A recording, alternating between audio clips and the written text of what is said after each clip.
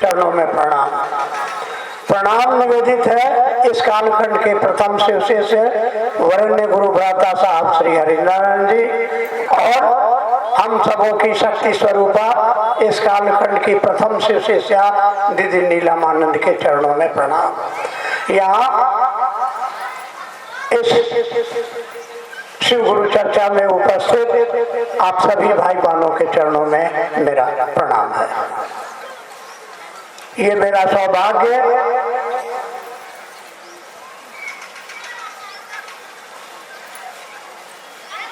हमारे प्राचीन ऋषि मुनियों की इस पावन धरती पर, खास करके विश्वामित्र जी का, उसको अपने गुरु भगवान शिव के गुरु स्वरूप और उनकी शिष्यता के संबंध में बातचीत करने के लिए मौका दिया है। इसके लिए आपको हृदय से धन्यवाद है। आप तो यहाँ सभी शिव शिष्य हैं, गुरु और शिष्य के बीच कोई नहीं होता है, फिर भी अपने महादेव से दया मांग करके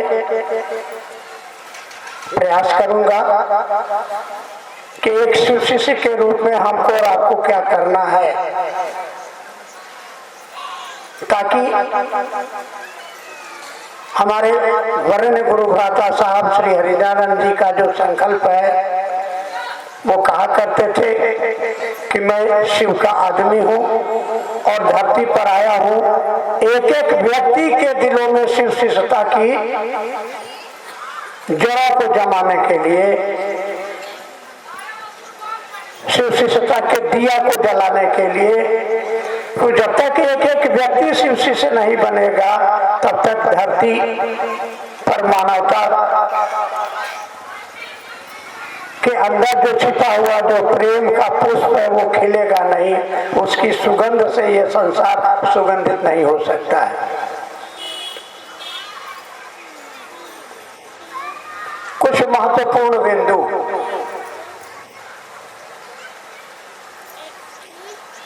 नंबर 1, आध्यात्म की दुनिया में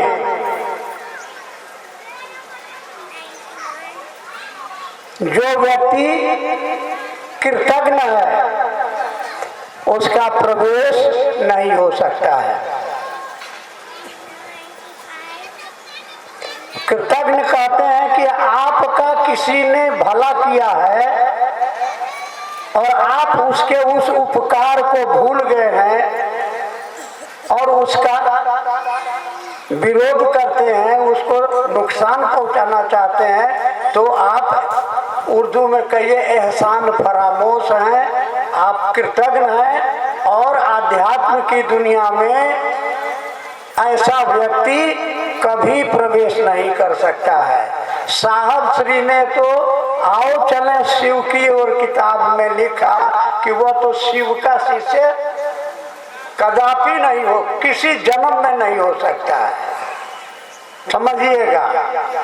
तो हम और आप कृतज्ञ हैं साहब श्री हरिनारायण जी के प्रति, क्योंकि 10,000 सालों से हमारे 4 वेद, 108 उपनिषद, 18 पुराण, महाभारत, वाल्मीकि रचित रामायण, तुलसीदास रचित रामचरितमानस,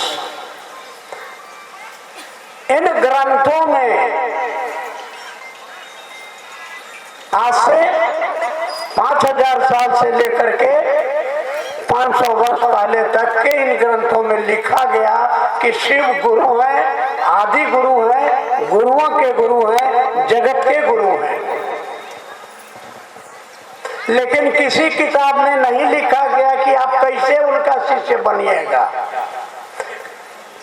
उनके 124 गुरु शिष्यों का नाम आता है, लेकिन उनके शिष्यों ने कभी जनमानस को, हमारे आपके जैसे सामान्य लोगों को ये संवाद नहीं दिया कि हमने शिव को गुरु माना, आप भी मान लीजिए। ये कहा, किसने कहा? हमारे साहब श्री हरिन्द्रानंद जी ने भगवान शिव को अपना गुरु मान करके जांचा, परखा और तब इस अमूल्य अनमोल मोती को हमारे और आपके बीच में बिना मोल के, उन्होंने हमसे आपसे कुछ लिया नहीं, मुफ्त में दे दिया। क्या दिया? कि आप भी शिव को अपना गुरु बना लो, क्योंकि वह गुरु ही सकल उपचारा, वह गुरु ही आपके लौकिक और पारलौकिक चरमोत्कर्ष का रहस्य है। वो मात्र अपनी दया से किंग न सिद्धते भूतले, इस धरती पर क्या है जो वो नहीं दे सकता? शास्त्र कहते हैं कि मम प्रसादात ममादृशो भवेत्, मेरे आशीर्वाद से, महादेव कह रहे हैं कि मेरी दया से तुम मेरे जैसा बन सकते हो, लेकिन उनकी दया पाने के लिए आपको उनका चेला बनना होगा। लोग कहते हैं कि हम तो महादेव का पूजा करवे करते हैं, बिना पूजा किए हुए अन्न जल नहीं ग्रहण करते हैं। बहुत बढ़िया बात। हम भागलपुर में गंगा किनारे बरारी घाट है, वहाँ एक गुरु बहना बड़े प्रेम से अपने घर हमको बुला के ले गई। हमने पूछा क्या करती हैं? आपने शिव को गुरु माना है, क्या करती हैं? कहा कि बस भोरे उठते हैं, बगल में गंगा जी, जाके नहा लेते हैं और वहीं एक शिव मंदिर है, मंदिर में जाके शिवलिंग के सामने में, मंदिर में शिवलिंग के सामने में शिवलिंग को तीनों सूत्र सुना देते हैं। दया मांगना, चर्चा करना, नमन करना। हम माथा ठोक लिए कि अरे आपको बताया गया था, आदमी को बताने के लिए आपको कहा गया था कि आपको ये काम करना है, आप महादेव को सुना के चले आए।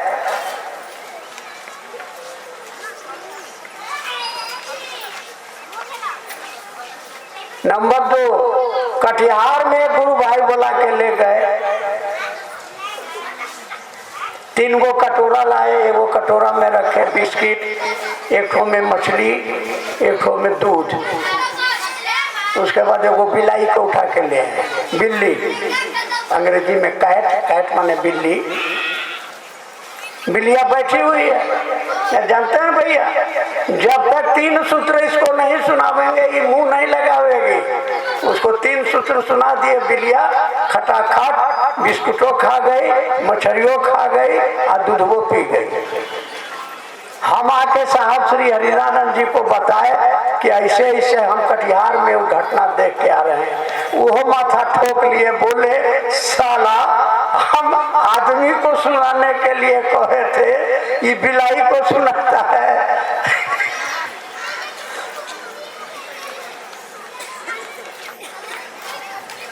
एक कहानी और समझ लीजिए। साहब ने कहा कि एक क्लर्क को, जब वो पटना में थे, एक क्लर्क को उन्होंने ट्रांसफर कर दिया पटना से सहरसा। वो आदमी आया ऑफिस में, उनका पैर पकड़ के रोने लगा, कहा कि सर हमारा ट्रांसफर ऑर्डर को जब तक आप कैंसिल नहीं कीजिएगा हम आपका पैर नहीं छोड़ेंगे। साहब ने कहा, पॉकेट से 2 रुपया निकाल के बोले कि देखो सामने से वहाँ पर पान का दुकान है, जाओ 2 किलो पान खरीद के ले आओ।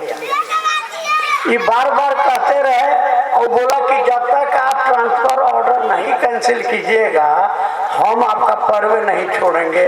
साहब गए, गुस्सा हो गए और 6 साल तक उसका ट्रांसफर ऑर्डर कैंसिल नहीं हुआ। इस कहानी से क्या समझ में आई? आदेश में ताकत है। साहब ने कहा कि जाओ 2 खिल्ली पान खरीद के ले आओ। साहब ने कहा कि अगर वो मेरा आदेश मान जाता हम उसका ट्रांसफर कैंसिल कर देते। आदेश में ताकत है। एक कहानी और साहब कहते थे, एगो बूढ़ा आदमी है, आम के पेड़ के नीचे कटिया डाल के सुतल है, आम की डालियां हैं, हाथ उठाएगा तो आम तोड़ लेगा, लेकिन अपना बेटा से कह, अरे बेटा, अरे हमारा आम का चटनी खाने का मन है। एगो बेटा को कहा बेटवा सुना, चला गया। दूसरा बेटा को कहा सुना, चला गया। तीसरा बेटा आया, सुना, अमुआ तोड़ के गया, चटनी बना के ले आया, खाना के साथ खिला दिया। अब आप ही बोलिए कि बाप किसको ज्यादा मानेगा, किसको आशीर्वाद देगा? जो आदेश का पालन करे। तो नंबर 1, साहब श्री हरिंद्रानंद के प्रति कृतज्ञता का भाव कि हमारी जिंदगी में शिव शिष्टता का चिराग चलाने वाले साहब श्री हरिंद्रानंद जी, हम आपको प्रणाम करते हैं। नंबर 2, उन्होंने क्या कहा, तो उनको उनके गुरु महादेव ने क्या कहा था कि तुम जो करते हो दूसरों को करने के लिए कहो। साहब ने कहा कि हमको तो आराम हो गया, हमको तो अब कुछ नहीं करना है। मेरे गुरु ने कहा कि तुम जो करते हो, उन्होंने पूछ लिया था कि क्या करते हो, तो साहब ने कहा था कि मैं लोगों को शिव शिष्य बनाता हूँ। तो हम तो अब आपको कह दिए कि जाइए शिष्य बनाइए, हमारा काम खत्म। अब हम लोगों के माथे पड़ा है, तो हमको आपको क्या करना है, क्या करना है? लोगों को शिव का शिष्य बनने के लिए प्रेरित करना है। हम लोग करते क्या है, तो जले 5 को कम से कम भजन नहीं गाएंगे तब तक आपका भाव नहीं पैदा होता है। का भजन गाने से भाव पैदा होगा।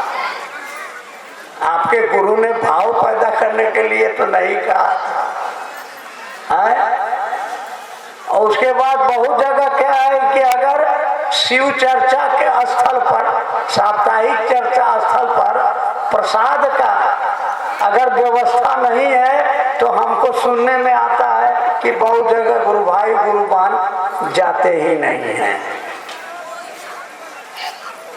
तो आप जान लीजिए कि ये शिव की शिष्यता, इसमें न भजन के लिए कोई जगह है, न चंदन टीका के लिए जगह है। अगर लगाते हैं लगाइए, मनाही नहीं है, लेकिन महादेव की दया पाने के लिए आपका चंदन टीका, आपका भजन आपकी मदद नहीं करेगा। कोई शक? वो महादेव है, दे देगा, लेकिन आप जिस काम के लिए गए हैं, किस काम के लिए गए हैं? आपने महादेव को गुरु क्यों माना है? वो गुरु है, तो गुरु क्या करता है? वो आपको पैसा नहीं देता है, वो आपको धन नहीं देता है, वो आपको ज्ञान देता है। कौन सा ज्ञान देता है? ज्ञान का माने आध्यात्मिक समझ, समझ का माने हमको और आपको जानकारी है लेकिन समझ नहीं है। जिस दिन समझ आ जाएगी उस दिन आपका मन शांत हो जाएगा, हाय हाय बंद हो जाएगा, और तब चैन से खुद भी रहिएगा और घर में परिवार में भी लोगों को चैन से रहने दीजिएगा। नहीं तो न अपने चैन से रहिएगा, न घर वाले को चैन से रहने दीजिएगा। और उसका घर घर में देखिए बहुत कम ऐसा घर मिलेगा जहाँ पति और पत्नी में प्रेम हो, सास और पुतोह में प्रेम हो, भाई भाई में प्रेम हो, बाप बेटा में प्रेम हो। सबको कुछ न कुछ शिकायत है कि बुढ़वा हमको पैसा नहीं देता है, बड़का बेटा को ज्यादा पैसा मांग देता है, हमको देवे नहीं करता है, सास को पुतोह से, पुतोह को सास से कुछ न कुछ शिकायत है। तो साहब ने कहा कि अरे इसके पीछे में आपका मन है, हिसाब का प्रोफेसर मास्टर है, बहुत बढ़िया हिसाब जानता है, लेकिन उसको कहिए कि दौड़ के जाओ 1 किलोमीटर और दौड़ के आओ, और तब उसको सब्जी का आटा दाल का एगो पुर्जा दे दीजिए कि तनी एकरा के जोड़ के बताओ तो कितना खर्चा भइल बा, तो कहेगा अरे बाप रे इतनी दौड़ धरेगा। आखिर आपका माइंड काम नहीं करेगा, आपका मन अशांत है, सांस आपकी चल रही है, तो आप हिसाब नहीं जोड़ सकिएगा। आज धरती पर डायबिटीज है, आज धरती पर क्या है, बीपी का बीमारी है, आज धरती पर कैंसर का बीमारी है, आज घर घर में अशांति है। इसके पीछे एक एक कारण है कि हमारा आपका मन अशांत है। माला लेके बैठते हैं, नमः शिवाय नमः शिवाय, आगे पे बिया अरे सब दूध गिर गई रे, हई का करत या हमरा तो बुझाते नहीं के, तो नमः शिवाय नमः शिवाय, अरे जा बकरिया सब धान खा गई, नमः शिवाय नमः शिवाय। जाना ल दीदी, जले हम एक माला ना करीला तो अन्न जल ना ग्रहण करीला, नौटंकी करिएगा तो पुतहिया भी क्या करती है, आंचरा लेके ससया के गोड़ 5 रे दबाएगी, हम मने में कहे बुढ़िया मर जाता, हे महादेव हमारा बड़ी सास के उठाना। घर में अशांति है क्योंकि आपका मन अशांत है। काहे अशांत है, समझ नहीं है। क्या समझ नहीं है, रोज देखते हैं हर घर में होता है, हमरे दादा चले गए, हमरे बाबूजी चले गए, मेरी माँ चले गई, न जमीन लेके गई, न घर लेके गई, न पैसा लेके गई, हम हैं जिंदे हैं, हम न माए के लिए मरे न बाप के लिए मरे, हमरे लिए मरेगा कोनो का मरेगा। अगर ये समझ आ जाए, समझ नहीं है, अरे पुतवा हे महादेव जो हमारा बेटवा के नौकरी लगी जेते ना तो चर्चा करेंगे, 10,000 रुपया खर्चा कर देगा, का है कि हमारा मनौती गछतिया क्या बोलते हैं, मनौती चर्चा करेंगे। आप कहेंगे, एक बार गए एक गांव में, कहा दीदी शिव शिष्या को, दीदी चलिए ना तेरी चर्चा में, तो हो भैया, अरे महादेव के लिए तो जान हाजिर, लेकिन क्या करे, अब बकरिया छेरत या एकरा छोड़ के निमुहा के कैसे जाए। अब बुझे कि झूठ बोल रही है, इसको जाने का मन नहीं, जो बोली में महादेव के लिए जान हाजिर है। और चर्चा में जाने के लिए कहिएगा कि हमरा से चर्चे नहीं के होते, हमरा तो कंठे में छेद बंद हो जाना, चर्चे ना हो। गाड़ी देने के समय देखिए था एकदम से 3 इंची का 6 इंची गला हो जाएगा। पति देव को कहे मुझौसा चर्चा करके आ गए, हाँ महादेव खाना दी, हम जब देखा तब चर्चा, जब देखा तब चर्चा। क्या करना है, मन को शांत करना होगा, और मन कब शांत होगा, जब आपका मन बुझेगा कि रहना नहीं देश वीराना है। एक बार की घटना है, शाम को कहीं रांची में हम पहुंचे तो उसमें साहब थे और 2 गुरु भाई उनके पास बैठा हुआ। साहब ने हमसे कहा कि मंडल सर अब आप बूढ़ा हो गए हैं, कि बुढ़ापा में आपको कौन देखेगा, बाल बच्चा पत्नी देखेगी कि महादेव देखेगा। हम सहज भाव में बोले कि अरे बाल बच्चा देखेगा। साहब बहुत बिगड़े मेरे ऊपर, उस दिन खाना नहीं खाए, अब यही समझ लीजिए, इतना दुखी हो गए कि आप ऐसा बोले बाल बच्चा देखेगा। अरे झूठा बोल देते कि महादेव देखेगा, अब झूठ भी नहीं बोल सकते हैं, बड़ा फेर में पड़ गए। लेकिन अब तो हम बोल दिए थे, अब क्या करें, हम तो सहज भाव में बोले थे, लेकिन गलत बोले थे। 5-6 दिन के बाद मेरा शुगर 600 हो गया। साहब ने कहा कि जाइए घरे, पत्नी सेवा करेगी। तुरंत टिकट कटाया, हम अपना गांव में चले गए। दूसरे दिन फिर फोन किए कि सुनिए जाइए सरकारी हॉस्पिटल भागलपुर में भर्ती होइए। तीनों बेटा को कहे तो किसी को छुट्टी नहीं, कि बोले अब छुट्टी लेना पड़ेगा, छुट्टी अभी नहीं मिलेगी। पत्नी को कहे तो कहा कि ये वो पुतोहिया है, उसको छोड़ के हम आपको कैसे चल जाए, पुतोहिया यहाँ है, ये वो पोती है। तब वो गुरु भाई को पकड़े, वो कहीं से तो 4 गाड़ी ले आया, बैठा के हमको भागलपुर हॉस्पिटल में भर्ती कर दिया। दूसरे दिन फिर से आप फोन करवाए राजेश जी के माध्यम से, हाँ बताइए आपके साथ वहाँ हॉस्पिटल में के है, कौन बेटा है, पत्नी है। अब हम तो लाज के मारे का कहें, हमने कहा कि जी न पत्नी है न बेटा है, तो कौन है, हमरा के गुरु भाई है।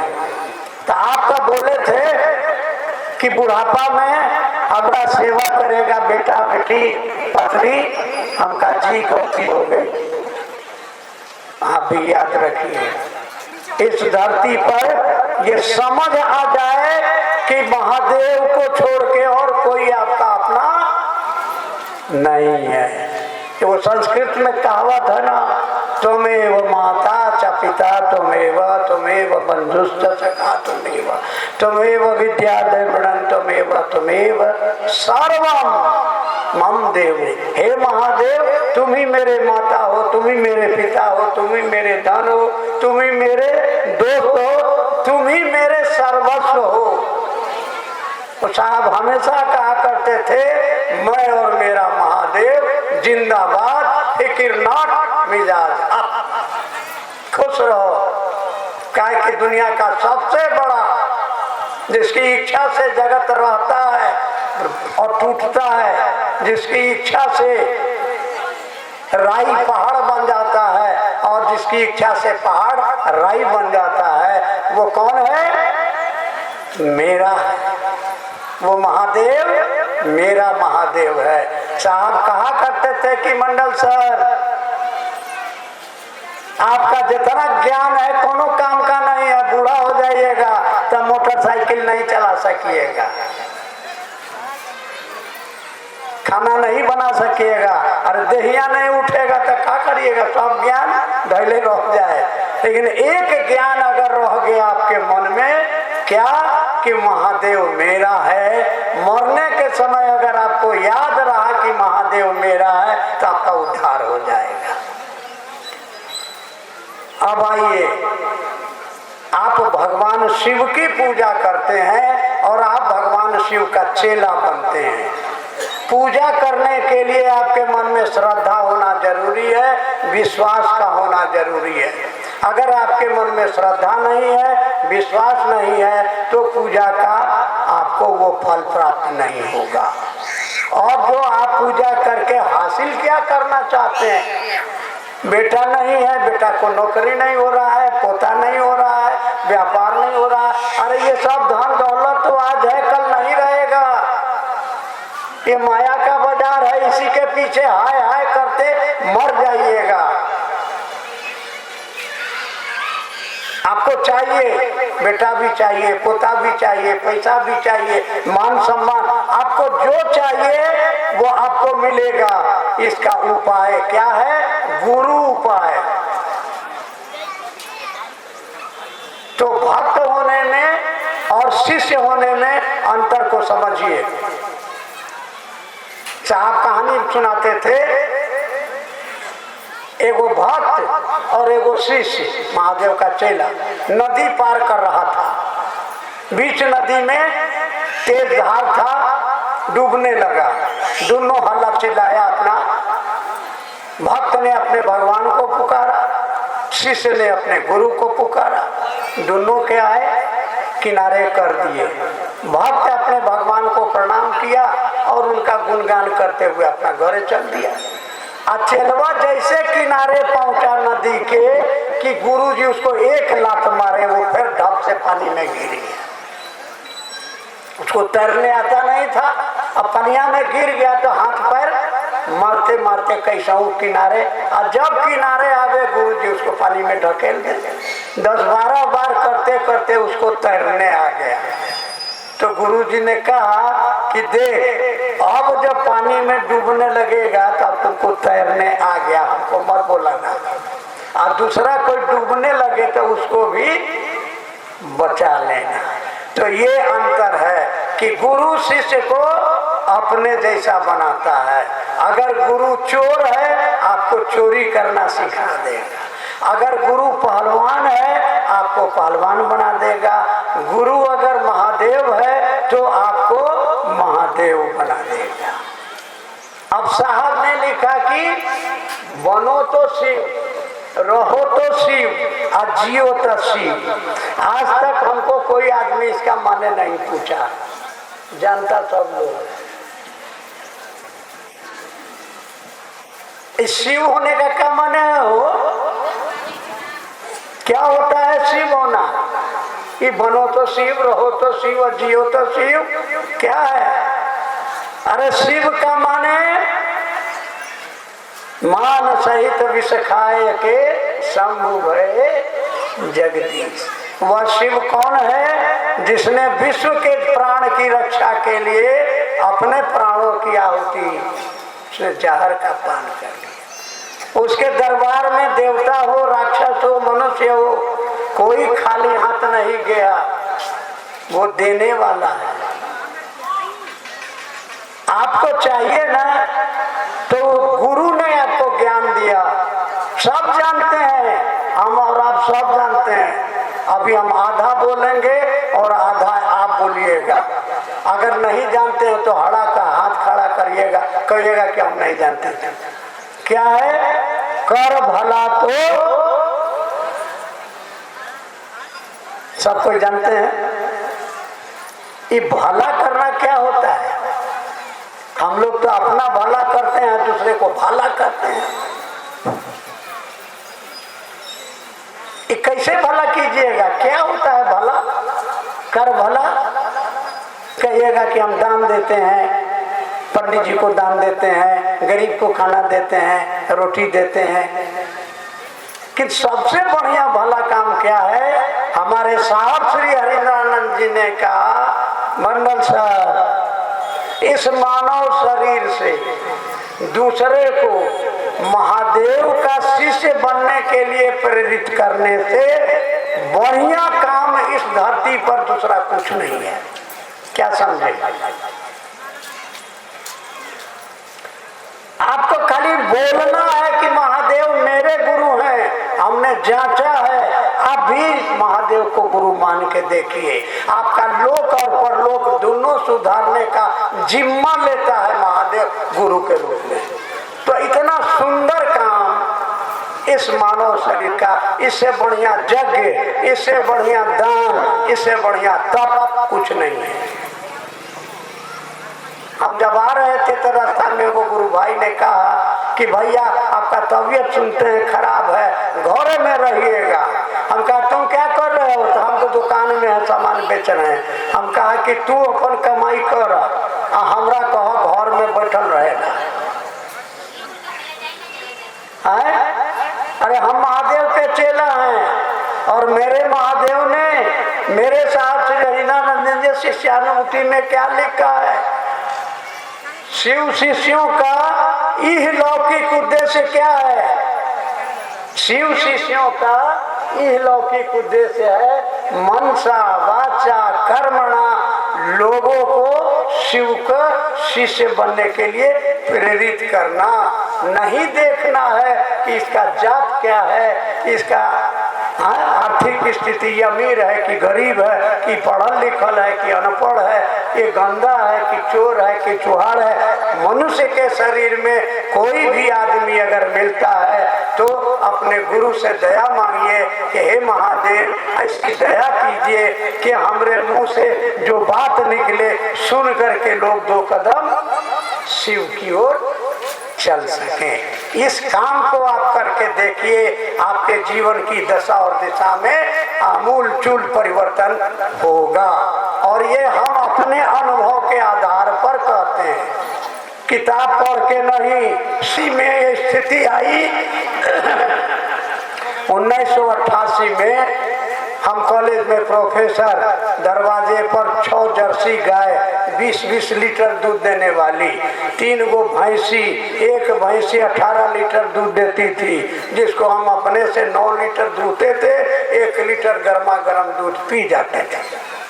रात में स्मशान में जाके साधना करते थे, चाहे कब्रिस्तान में, दिन में कॉलेज में पढ़ाए, गौ सेवा किए। समय खराब हो गया, सब गाय नठरा हो गई, बच्चा देना बंद कर दी, भैंस के बाँट से खून आने लगा, से कर्जा उठाए थे, रोज 5 आदमी भोर में आता था, प्रोफेसर साहब कब दीजिएगा पैसा? मैं कहाँ इंतजाम कर रहे थे, कहाँ से दीजिएगा? अब मन करता था कि हे धरती माता फाट जा और धरती में समा जाए। रोज प्लानिंग करते थे कि गंगा जी में डूब के मरने में कष्ट कम होगा, कि रेल में कट के मरे, कि बिजली का नंगा तार पकड़े, यही प्लानिंग करते थे। साहब हरिंद्रानंद जिनको 20 साल पहले मैंने 1966-67 में कॉलेज में पढ़ा है, जिनके साथ एक रात स्मशान और एक रात कब्रिस्तान जाते थे, हमको 20 साल के बाद वो खबर भेजे ऑफिसर के माध्यम से कि अगर स्मशान साधना करने से फायदा हुआ हो तो ठीक, ना ही तो महादेव को गुरु मानिए। अनरा मांगे 2 आंख, हमने शिव को गुरु माना उसी समय शाम को, और सवेरे 5 आदमी आया तगादा करने। अब देखिए महादेव की लीला, हम कड़क के बोले महाराज आप तो भोरे भोरे चले आते हैं, अपना अकिलवा को घरे ताखा पर रख देते हैं का? क्या बोल रहे हैं प्रोफेसर साहब? ठीक न बोल रहे। अरे आप जानते हैं हमारे पास अभी पैसा नहीं है, ढेर तंग कीजिएगा हम पगला हो जाएंगे, आपका पैसा डूब जाएगा, हमको लकवा मार देगा, हाथ वो टेढ़ हो जाएगा, न लिख सकेंगे न बोल सकेंगे, आपका पैसा डूब जाएगा। और कहीं अगर हम मर गए तो खेले खत्म हो जाएगा, जिंदा रहेंगे ना। जाइए, मैं शिव का शिष्य आपको वचन देता हूँ कि जब तक पाई आपका नहीं हम वापस करेंगे, मरेंगे नहीं। जाइए। ऐसे कड़क के बोले, चुपचाप चला गया और महादेव की दया, साहब दीदी का आशीर्वाद हुआ, धीरे धीरे पाई सबका। तो हम अपने अनुभव से महादेव ने मुझको मदद की है, ये मेरा अपना अनुभव है। पूरा इसीलिए दौड़ रहे हैं क्योंकि साहब से हमने वादा किया है कि आपका जो संकल्प है उस संकल्प को जब तक हमारी सांस चलेगी लोगों के बीच जाते रहेंगे। और जैसे साहब और दीदी मरते मरते किया, हम भी अपने महादेव से यही दया मांगते हैं, साहब दीदी से, और आप सभी आशीर्वाद दीजिए कि हम भी गुरु कार्य करते करते इस शरीर को छोड़ दें। कभी जाना तो होगा, जाना तो पड़ता है, यही समझ है, यही है शिव होना। और शिव होने का माने शिव परिवार का फोटो घर में है। कभी आपने नहीं सुना होगा कि बसहा बाघ ने शिव के सवारी बसहा को खाने के लिए दौड़ाया हो, या मोर सांप को खाने गया हो, या सांप चूहा को खाने गया, सब शिव के आश्रय में प्रेम से है। आपने अपने परिवार में कभी महादेव से मांगा? बेटा मांगते हैं, नौकरी मांगते हैं, पोता मांगते हैं। अरे महादेव से कहिए कि जैसे आपके परिवार में बाघ है, बैल, सांप और चूहा एक साथ प्रेम से रहता है, ऐसे ही हमारे परिवार में भी हमारा सास पुतो, बाप बेटा, भाई भाई प्रेम से रहे। वह महादेव आपके मांगने पर बेटा को नौकरी देता है, आपको पोता पैदा कर देता है, आपको सर्विस दिला देता है, आपका सब सुनता है, तो आप मांगते कौन चीज है? मांगना है तो मांगिए कि महादेव हमको अपना हमारा मन बना दीजिए कि बूझे कि महादेव मेरा। चाहिए इससे बड़ा ध्यान और कुछ नहीं है, यही आध्यात्मिक ज्ञान है। कौन है महादेव? तो महादेव मेरा है। कौन है आप? तो मैं शिव का। आप कभी प्रणाम करके देखिए, यहाँ महर्षि विश्वामित्र का आश्रम है, यही बैठे बैठे महर्षि विश्वामित्र को कहिए कि विश्वामित्र जी हम महादेव के चेला आपको प्रणाम करते हैं, देखिएगा आपका रोग खड़ा हो जाएगा। तो करवे करिएगा, अरे नकले आप पढ़ना सीखा। एक बार एप्पल बी फॉर बॉय, हाँ कैसे हुआ हम नकले न किए, 88 साल पहले याद किए थे, अभी तक भुलाए नहीं है।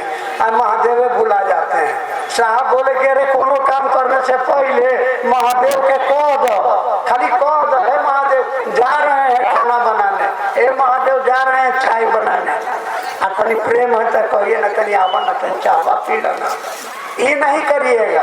बाकी 3 घंटा भजन गाइएगा, या घंटी या घंटा बजाइएगा, चंदन लगाइएगा, लेकिन ये नहीं कहीं 11 को देगा।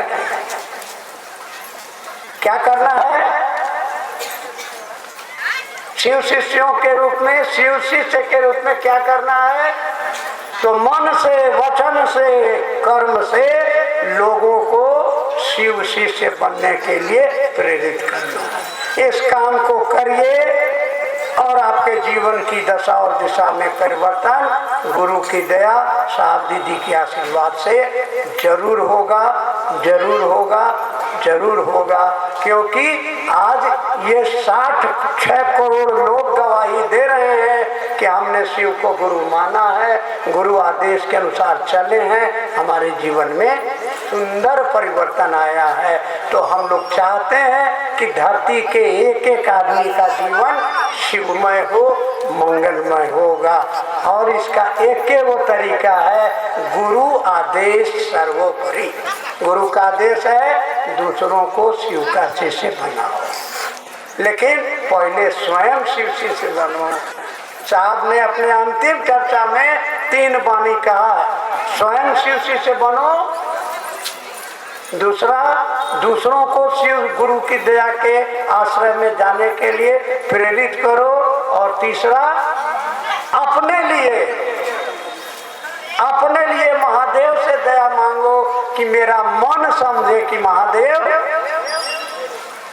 सबके मुंह में दही जमा हुआ है, बोलिए मेरा मन समझे कि महादेव मेरा है, वही मेरा असली धन है, बाकी तो सब यही रह जाएगा। चलिए कुछ जिज्ञासा भी है क्या? एक भाई की जिज्ञासा है, हम 3 सूत्र कर रहे हैं, लेकिन मुझे महसूस नहीं हो रहा है कि हम शिव शिष्य बन रहे हैं कि नहीं।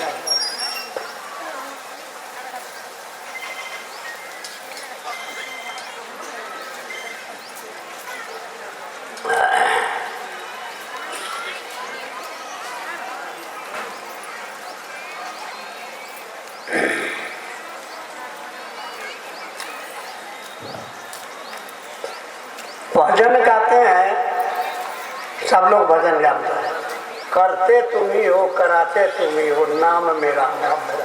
ये तो पहले के लाइन में तुझे से गोड़ तोड़ देगा। तो हम 3 सूत्र कर रहे हैं, आप करते हैं। अरे गुरु की दया है कि हम कर लेते हैं, भाई सोच को बदल लीजिए, बुझाने लगेगा कि महादेव की दया हमसे करता ले रही है। आप सुनते हैं, आप अपने को करता समझिएगा तो कर्म पर भोगना पड़ेगा। इसलिए इस मन में दिमाग में रखिए कि करते थे महादेव की दया, साहब दीदी का आशीर्वाद, साहब का संकल्प है जो मेरे माध्यम से 3 सूत्र करवा रहा है। चलिए एक बहन की जिज्ञासा है, नाम जप और मंत्र जप में क्या अंतर है? देखिए, हर मंत्र का एक देवता होता है, हर देवता का एक मंत्र होता है, ठीक है ना? तो जो मंत्र है जिसका मन में बार बार जिसकी आवृत्ति ले जाए, जिसको मन में बार बार आपको घुमाए, ठीक है, तो आप जपिए। तो जप करने की विधा ही आपको नहीं ठीक से मालूम है, आपको मंत्र जपने का तरीके नहीं मालूम है। आपको दिया गया नमः शिवाय, साहब ने शिष्यानुभूति में स्पष्ट रूप से बताया कि एक है कि माला पर आप मंत्रानुक्रम से भाव प्रणाम, नमः शिवाय मंत्रानुक्रम से, माने नमः शिवाय, पहले नमन कीजिए किसको? आप तो नमः शिवाय नमः शिवाय नमः शिवाय, इसका माने है कि हे शिव आपको प्रणाम। आप प्रणाम कर नहीं रहे हैं, तब परिणाम कहला खोले। अरे प्रणाम करना, परिणाम आशीर्वाद, तो प्रणाम तो तुम करते नहीं हो, तो तुमको परिणाम कहाँ से आएगा? तुम तो नमः शिवाय नमः शिवाय नमः शिवाय का माने है हे शिव आपको प्रणाम। तो प्रणाम कौन करेगा? आप कैसे करेगा? तो गुरु के चरण में माथा झुकाएगा, तो झुकाया थोड़ा सा जो मंत्र माला घूम रहा है, अब बकरिया धान चल रही है देख रहा है, तो थोड़ा मन कहीं है, माला कहीं है, हाथ कहीं है, तो आप प्रणाम खोल रहे हैं। तो गुरु के पास जाइए। और शिव के शिष्यों के लिए साहब ने मोटे मोटे अक्षरों में लिख दिया कि शिव के शिष्य अपने गुरु को अजपा जप विधि से प्रणाम। ऐसा मंत्र, ऐसा जप जो जपा नहीं जाता, जिसमें गिनती नहीं होता है, 2 बार 3 बार टुकड़े टुकड़े में नमः शिवाय, सांस पर नमः चढ़ाइए, शिवाय छोड़िए 2 बेर 3 बेर, इस विधि से प्रणाम करिए तो प्रणाम का परिणाम आशीर्वाद। चलिए जी, एक जिज्ञासा है। एक वो लोग थे, हाँ वो लोग थे जिंदगी छोड़ दी बंदगी के लिए, एक वो लोग थे जो बंदगी छोड़ दी जिंदगी के लिए, समझाने का प्रयास करें। अरे भाई 2 तरह के लोग हैं। कुछ लोग इस धरती पर आए जिन्होंने अपना सारा जीवन उस परमात्मा की बंदगी यानी उसकी प्रेम, उससे प्रार्थना, उसकी पूजा के लिए समर्पित कर दिया। और कुछ लोगों ने पूजा पाठ छोड़ दिया पैसा कमाने के लिए, धन दौलत मकान बनाने के लिए। यही तो है। तो जैसे को तैसा, जिन्होंने परमात्मा से प्रेम किया, परमात्मा ने उसका उद्धार किया। जिन लोगों ने इस लौकिक जगत की चीजों के पीछे अपनी जिंदगी बर्बाद की, वो एक दिन बर्बाद हो गए। यही कहा गया। एक रोहतास के 2 भाई हैं, उनकी जिज्ञासा है, शिव मेरी गंतव्य, मेरी गति और शिव ही मेरा गुरु है। माने गति हमारी रफ्ता, गंतव्य माने लक्ष्य। आप सड़क पर जा रहे हैं, कोई पूछा कहाँ जा रहे हैं, तो कहेगा नहीं हम पटना जा रहे हैं। आपके जाने की रफ्तार है, 1 घंटा में 5 किलोमीटर चल रहे हैं, 10 मिनट चल रहे हैं। तो मेरे गति, मेरा लक्ष्य, मेरा गंतव्य जो भी है, क्या है, हमारी जिंदगी का एक सूत्रीय लक्ष्य है कि शिव को अपना गुरु बनाना। यही साधना, ये साधना कि शिव भी मेरी गति है, मेरे गंतव्य है, मेरे लक्ष्य। एक आखिरी जिज्ञासा है, बार बार चर्चाओं में सुनते हैं, चेतना का परिमार्जन। चेतना का परिमार्जन यानी आपका सोच, आपकी सोच में बदलाव। कपड़ा गंदा हो जाता है तो धोबी के यहाँ आप धोने के लिए भेज देते हैं। बीमार होते हैं तो डॉक्टर के यहाँ जाते हैं, दवाई खाते हैं तो शरीर स्वस्थ हो जाता है। हमारा मन भी गंदगी से भरा हुआ है।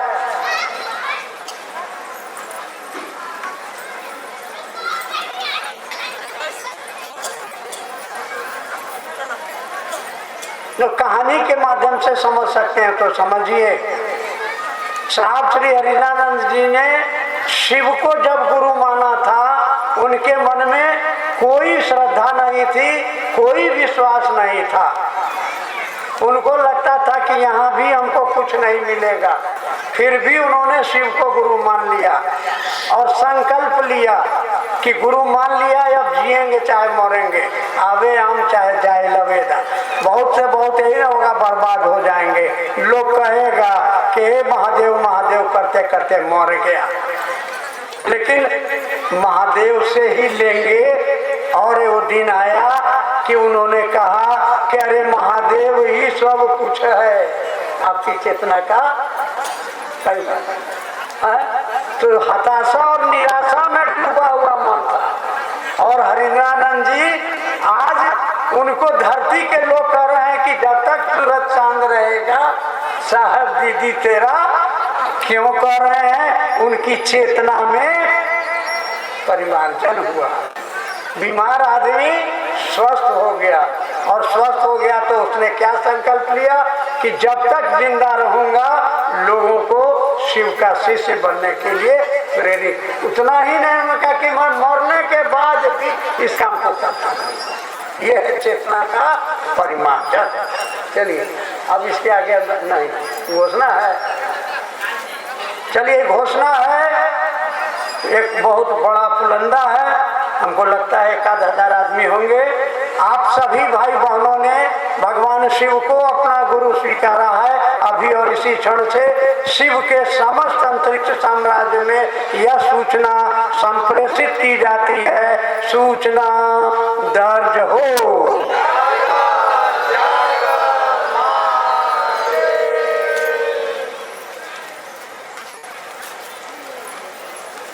भूल चूक के लिए माफी। तो अगर बोली में किसी को